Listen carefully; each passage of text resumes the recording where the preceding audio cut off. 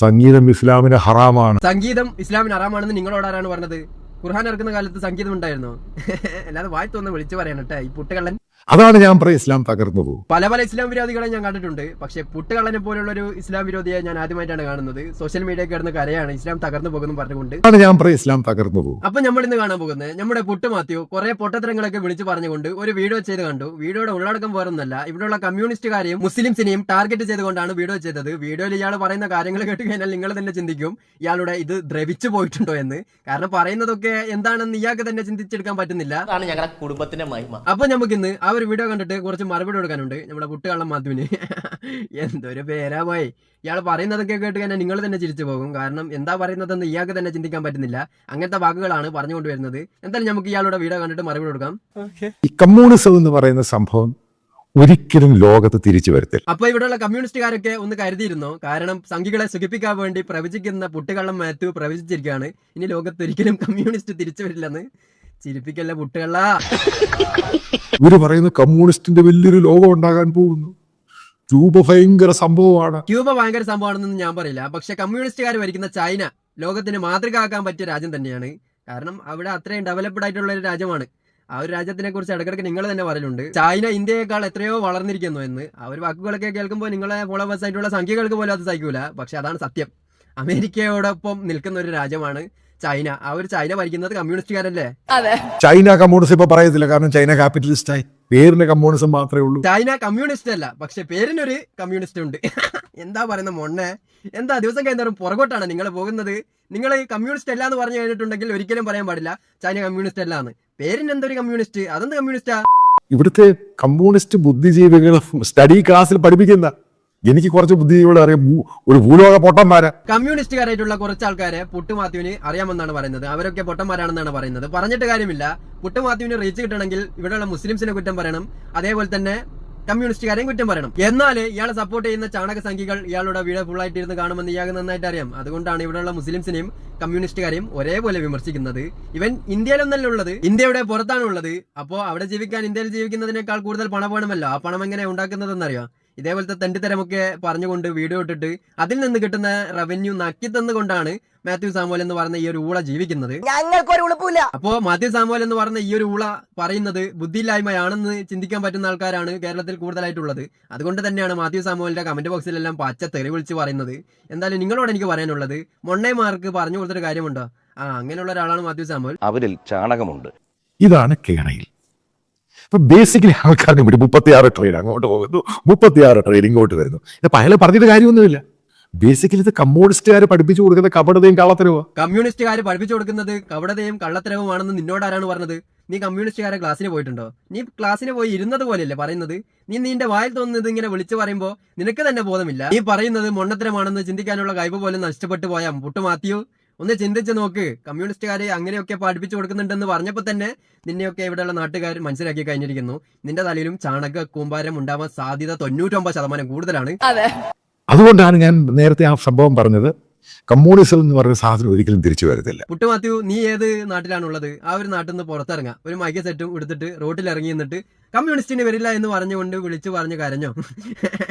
എന്തൊരു മൊണ്ണനാ വൈനി. കമ്മ്യൂണിസ്റ്റ് ലോകത്ത് എവിടെയൊക്കെ ഉണ്ടെന്ന് നിനക്ക് വ്യക്തമായിട്ട് അറിയോ?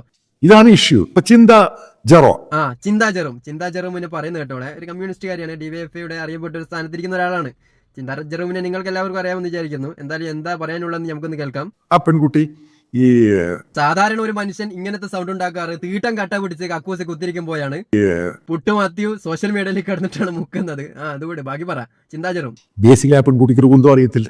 ചിന്താചെറും അത്യാവശ്യം പൊട്ടത്തരങ്ങളൊക്കെ വിളിച്ചു പറയുന്ന ആള് തന്നെയാണ്. പക്ഷെ ഒന്നും അറിയാത്ത പെൺകുട്ടിയാണെന്ന് പറഞ്ഞത് മോശമായിപ്പോയി. അത്യാവശ്യം കാര്യങ്ങളൊക്കെ ചിന്താചെറും സംസാരിക്കാറുണ്ട്. ചില സമയങ്ങളിൽ പൊട്ടത്തരവും പറയാറുണ്ട്. ഈ പെൺകുട്ടിക്ക് ഫീഡ് ബേസിക്കലി പെൺകുട്ടി പൊട്ടിയ. ചിന്താചെറും പൊട്ടിയാണെന്ന് നിങ്ങളെ പോലുള്ള പുട്ടുമാത്യമാര് പറഞ്ഞിട്ടുണ്ടെങ്കിൽ പുട്ടുമാത്യുവിനെ ഞങ്ങൾ എന്താണ് പറയേണ്ടത്?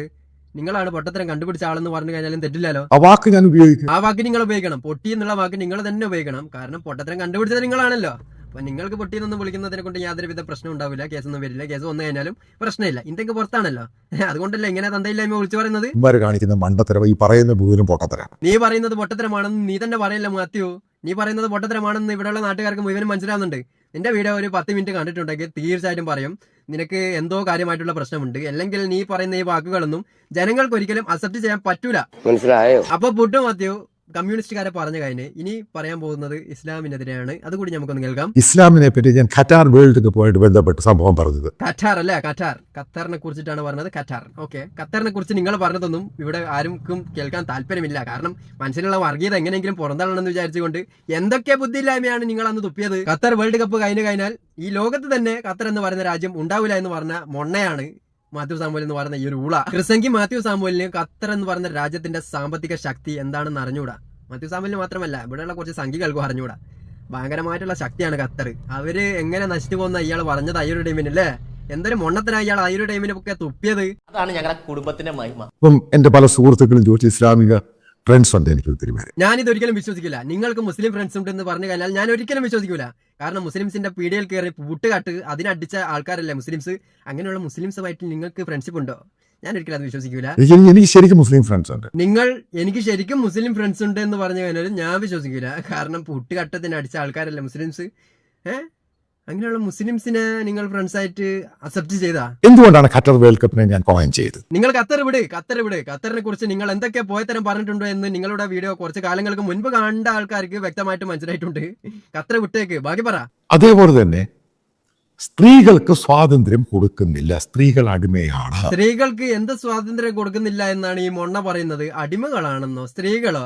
അത് നിന്നോട് ആരാണ് പറഞ്ഞത് സ്ത്രീകൾ ഇസ്ലാം മതത്തിലെ അടിമകളാണെന്ന്? സ്ത്രീകൾക്ക് ഉടുതുണി കഴിച്ചിട്ട് നടക്കാനുള്ള അധികാരം കൊടുക്കുന്നില്ല. ഇസ്ലാം മതം സ്ത്രീകൾക്ക് പല കാര്യങ്ങളിലും കുറച്ചൊക്കെ സ്വാതന്ത്ര്യം കൊടുക്കുന്നില്ല. അതെന്തുകൊണ്ടാണെന്ന് ചിന്തിക്കാൻ കഴിവുള്ള ആളുകൾക്ക് മനസ്സിലാവുന്നുണ്ടാവും. നിന്നെ പോലെയുള്ള ഊളകൾ ഇവിടെ വന്ന് പറയുന്നത് പോലെയൊന്നല്ല കാര്യം. അത്യാവശ്യ സ്വാതന്ത്ര്യം സ്ത്രീകൾക്ക് കൊടുക്കുന്നുണ്ട്. സ്ത്രീകൾക്ക് ഓവറായിട്ട് സ്വാതന്ത്ര്യം കൊടുത്തു കഴിഞ്ഞാൽ വയറ്റിലാക്കിയിട്ട് വീട്ടിൽ വരും. മനസ്സിലായോ? നിങ്ങളെ എക്സ്പോസ് ചെയ്യുക, പിന്നെ ഇതിനെ ചാക്കിടുന്നത് എന്ന് ഉദ്ദേശിച്ചത് ഫർദയും ഹിജാബും ഒക്കെ ഇട്ട് നടക്കുന്നത് കാണുന്നതായിരിക്കും. സ്ത്രീകൾ ഇതേപോലെ നടക്കുന്നത് നല്ലതല്ലേ? അവരുടെ ശരീരഭാഗങ്ങളൊക്കെ കാണാതെ ഒളിപ്പിച്ചു വെച്ചുകൊണ്ട് നടക്കുന്നത് നല്ലതല്ലേ മൊണ്ണെ? അല്ലാതെ നിന്റെ മോളൊക്കെ നടക്കുന്നത് പോലെ ചട്ടിയും പൊടിയിട്ട് നടക്കാനാ? എന്താ കാര്യം? അപ്പോൾ ഏതാ വിശ്വസിക്കേണ്ട? ഖുർആൻ വിശ്വസിക്കണോ ഹദീസ് വിശ്വസിക്കണം? അതിലെന്ത് സംശയം? ഖുർആനാണോ വിശ്വസിക്കേണ്ടത് ഹദീസാണോ വിശ്വസിക്കേണ്ടതെന്നാണ് മൊണ്ണ മാത്യു പറഞ്ഞത്. നിനക്ക് തന്നെ സംശയമാണോ? ഇവിടെയുള്ള മുസ്ലിംസിന് യാതൊരുവിധ സംശയമില്ല, ഖുർആനാണ് വിശ്വസിക്കേണ്ടത്. അതാണ് ഞാൻ നേരത്തെ പറഞ്ഞത്. ഡിജിറ്റൽ യുഗം കൊണ്ട് തകർന്നു പോയത് സംഭവം കമ്മ്യൂണിസം, മറ്റൊന്ന് തകർച്ചയിൽ നിന്നും തകർച്ചയിലോട്ട് പോകുന്ന ഇസ്ലാം. അപ്പൊ ഞാൻ നേരത്തെ പറഞ്ഞത് തന്നെയാണ് സംഭവം. പുട്ടുമാത്യുവിന് പുട്ടടിക്കണമെങ്കിൽ തീർച്ചയായിട്ടും ഇതേപോലത്തെ വാക്കുകളൊക്കെ പറഞ്ഞേ പറ്റൂ. ഡിജിറ്റൽ യുഗത്തിൽ കമ്മ്യൂണിസ്റ്റും തകർന്നുകൊണ്ട് നിൽക്കുകയാണ്, ഇസ്ലാമും തകർന്നുകൊണ്ട് നിൽക്കുകയാണെന്നാണ് പുട്ടുമാത്യു ഡെയിലി സോഷ്യൽ മീഡിയയിൽ വന്നിട്ട് ഇങ്ങനെ ചലച്ചുകൊണ്ട് നിൽക്കുന്നത്.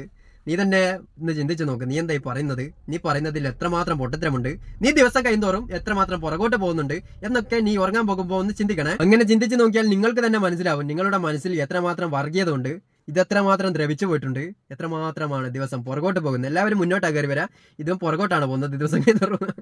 പൂട്ടും കട്ട് കള്ളനായില്ലേ? എന്തായാലും കൂടുതലായിട്ടൊന്നും പറയാനില്ല. സബ്സ്ക്രൈബ് ചെയ്യുക, ഫോളോ ചെയ്യുക, ലൈക്ക് ചെയ്യുക. Bye bye bye bye.